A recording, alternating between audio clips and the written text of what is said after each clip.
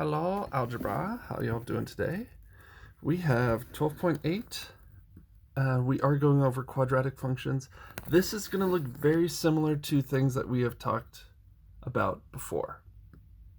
Hopefully. Again, we are beginning to wrap up chapter 12, and this is a lesson on translation. So let's just get started. So we will have examples where we have f of x, right, that's our function, equals a, that's a coefficient, right? And if a is greater than 1, it'll be wide. If it's between 1 and 0, it'll be narrow, steep, positive and negative. It'll be vertical, right? It'll open like this or open like this if it's negative. But then we have x minus h squared plus k. This h and k should be very familiar. We've talked about this in a couple different chapters now, and we are just applying this type of information to quadratic functions. Okay, so if we have a function g of x equals x minus 3 squared, this parabola is going to be translated 3 steps to the right. So our vertex, instead of being at 0, 0, will be to the right 3. Remember, whenever anything is subtracted inside the parenthesis, it actually has an opposite reaction, an opposite translation. So usually we'll think, oh, we're subtracting, so it's going to go to the left. But in this case, it's going to go to the right. Or if we have g of x is x plus 1 squared, we're moving to the left one. The whole parabola is translating just one spot to the left. And if we have g of x is x minus 2 squared minus 1, this minus 1 is going to translate it down 1. And this negative 2 inside the parentheses is going to translate it to the right 2 places. So this should be familiar. We've done this type of stuff before, and now we're just applying it to quadratics. Okay. Now, if we have x equals h, this is how the formula will affect our output, our y. So if we have a x minus h squared plus k, right? This is just the standard formula, right? But if we have a h minus h, that's where we get our y value. Wherever x equals h, our y value equaling our constant. Now you might recognize this when x equals 0. We started learning this even last year. Wherever x equals 0, that's where our y equals our b, right? Y equals mx plus b in our standard slope-intercept form. Well, our b is our y-intercept. This is why, right? This is the reason, because in this case, wherever our h equals our x, that becomes our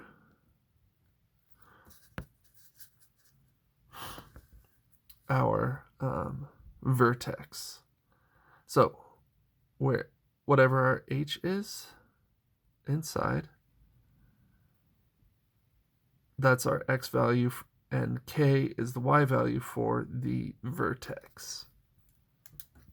So you will be asked to find the vertex, but it's simple. You just bink, bink, pluck it right out of the formula. So in this case, q of x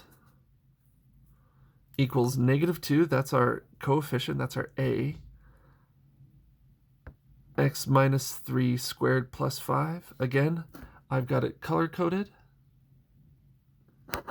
So our h and k are the vertex.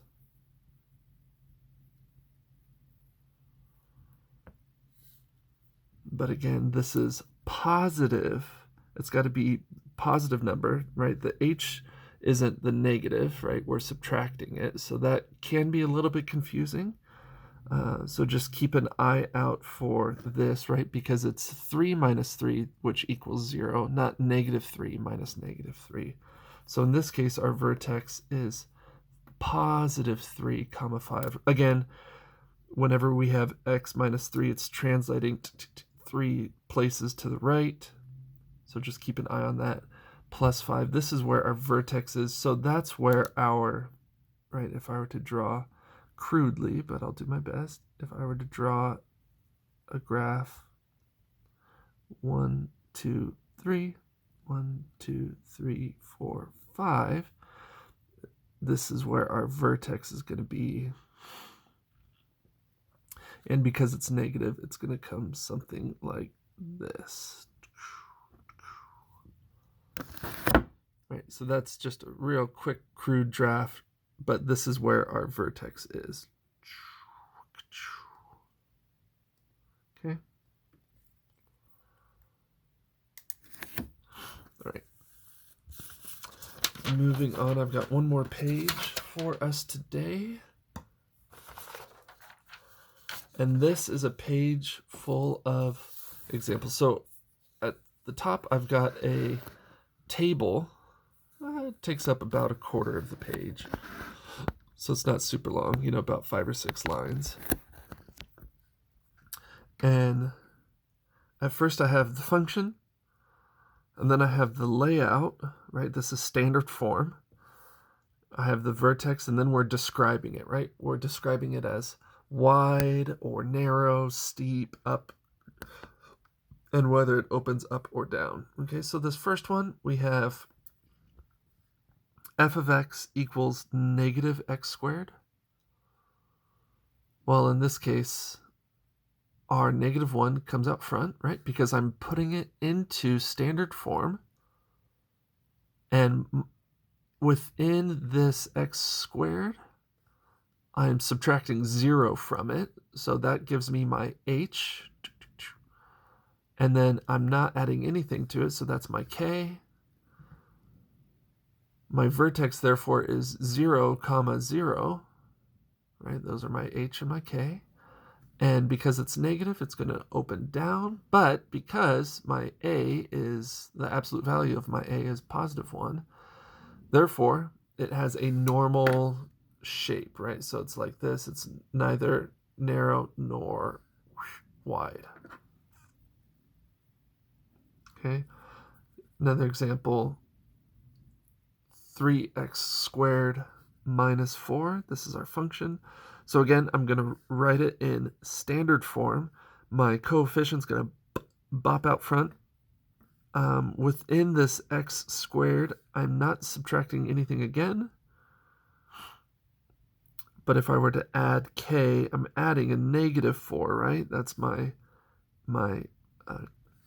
constant. My vertex is therefore at 0, comma negative 4. It does open up because my coefficient is positive, and it's narrow because this number makes it increase rapidly. Okay. Here's another one. I do have a number inside the parentheses, so this is going to be my h. Now remember, a positive 1 moves it to the left.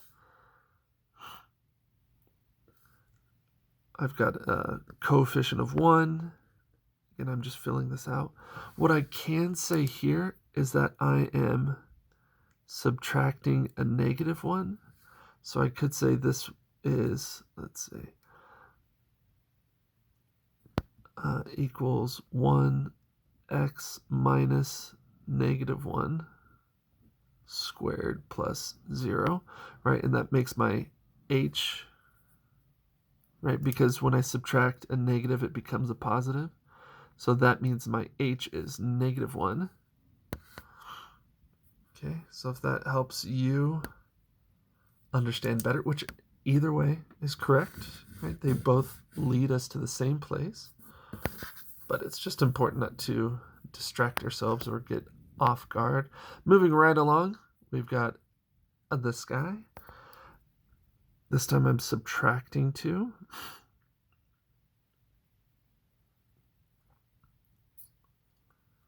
right? When we subtract on the inside, it's going to go to the right. This gives us our vertex. I hope this is helping you guys out, making sense. Now, this one is a little bit more complicated. It does look ugly. However, it's not too difficult. Okay, so I've got negative 1/3. So that's my coefficient.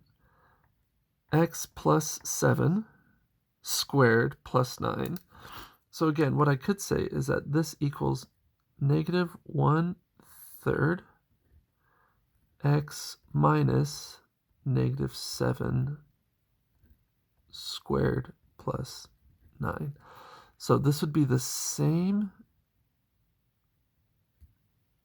equation. When you subtract a negative, you get a positive. This means that my h is negative 7.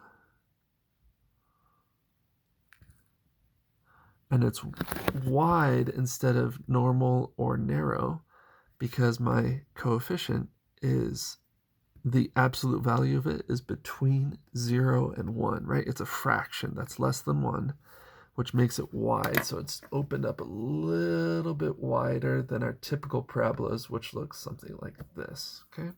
Now, I do have some examples. So just know that this is what 12.8 is asking us to do, okay? Now, what we're going to do here is we're going to write f of x equals x squared minus 6x plus 10 in graphing form. This is graphing form. Identify the vertex and the direction of opening, whether it's up or down.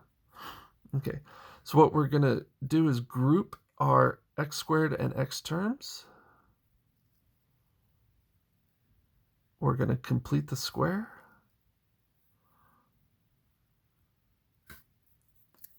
By adding the b over 2 squared. Okay, our b is 6, so we're going to add 9.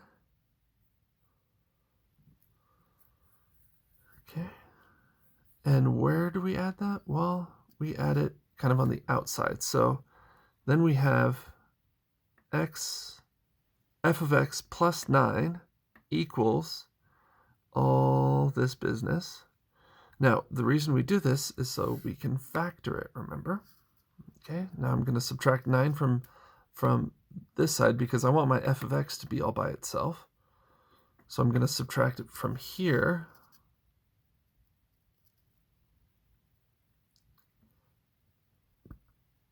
Completing the square, coming back into it. So now we're going to factor the quadratic, which we have grouped. And that allows us to factor. Again, this is another perfect square. That's why completing the square is so nice, because we can just factor it. Knowing the pattern, it's going to be x minus the square root of this guy. Boom. It's subtracting because we're subtracting our b term. And we take the square root of this guy, boom, right? Because it's a squared minus 2ab plus b squared, right? So that's the, in this case, the pattern is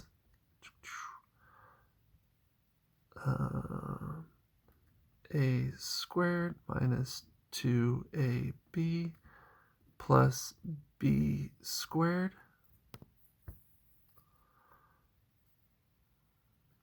which factored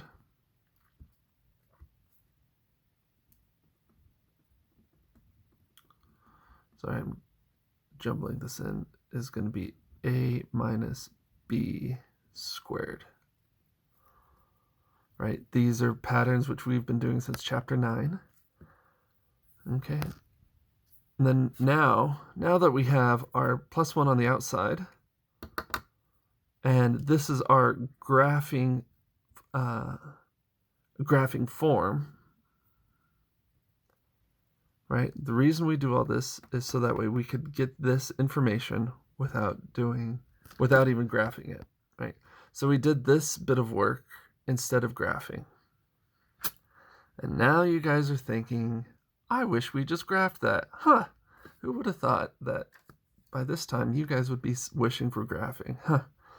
Oh, what a time to be alive. Okay. There you go. So we found our vertex and our description. Okay, now we're going to do that again. Yeah. Okay. So again, I'm going to group my terms with variables. Now I'm going to complete the square. But again, when you complete the square, you have to add the b over 2 squared to both sides of the equation.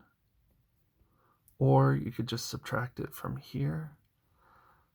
So rather than, that's what I did, rather than adding it to this side and then subtracting, I'm just subtracting it from my outside constant. So I did add my b over 2 squared, right? 10 over 2 and then squared. Negative 10 divided by 2 is negative 5. Negative 5 squared is 25, so I'm adding that, rather subtracting it from here. Okay, so that allows me to factor this guy, again using this pattern. So x minus 5 squared plus 2, which means that my vertex is at 5, 2, and my direction, it's going to open up because it's positive coefficient, and because my coefficient is 1, it will have the normal shape. Okay, I'm sure there's going to be questions. I look forward to your emails and or comments down below. Or now that we are in Google Classroom, you guys can communicate with me there, and I'll be happy to answer any of your questions. Know that I love you, and I will be talking to you guys shortly. Bye.